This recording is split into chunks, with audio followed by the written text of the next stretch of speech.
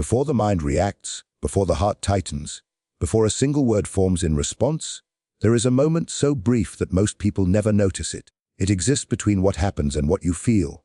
And in that moment, your entire inner world is decided. Someone speaks, someone interrupts, someone dismisses your effort with a careless remark. Someone looks at you in a way that feels heavy, familiar, sharp. Instantly, the body responds, the breath shortens, the shoulders tighten, the mind begins to move faster than the present moment. This is the point where most people believe the trigger occurred. They say, "They made me feel this way." But the Stoics listened more closely. They observed the mind not as a victim of events, but as an interpreter of them. Marcus Aurelius wrote to himself that nothing has the power to disturb the soul unless the soul allows it to enter. And this is not poetry. It is a practical instruction. What disturbs you is never the event itself. It is the meaning you attach to it. Before anger appears, the mind says, "This is disrespect." Before anxiety appears, the mind says, "This is dangerous." Before shame appears, the mind says, "This says something about me." That sentence inside your mind, silent, instant, unquestioned, is where the real trigger lives. Most people never examine it.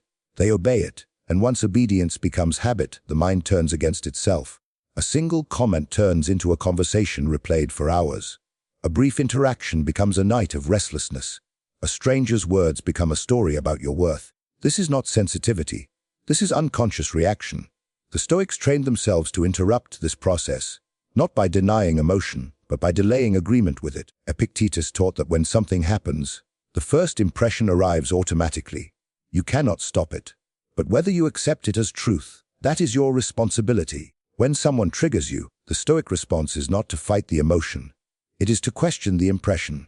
You feel anger rise, and instead of saying, "This is justified," you say nothing.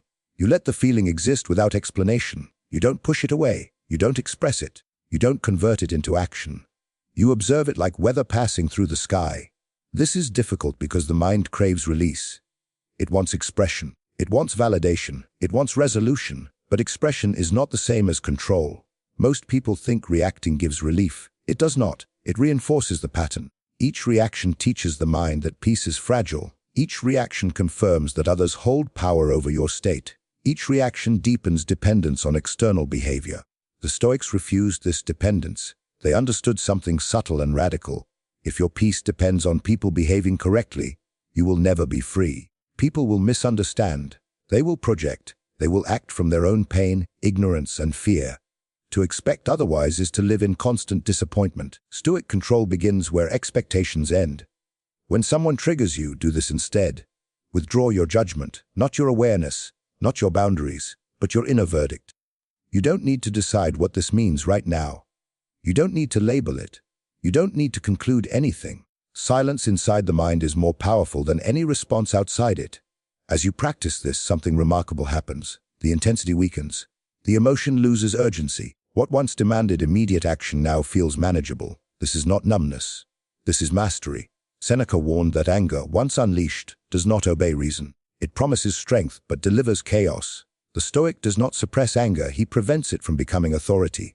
Authority belongs to reason, and reason requires space. That space is the pause. A pause before the reply. A pause before the assumption. A pause before the story grows teeth. In that pause, you remember who you are responsible for. Not their behavior, not their tone, not their intention. Your mind, your character, your inner state. When you stop reacting, you stop feeding overthinking.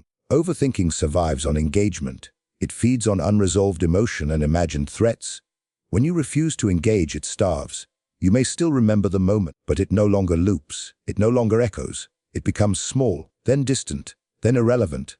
This is how the Stoic mind becomes quiet.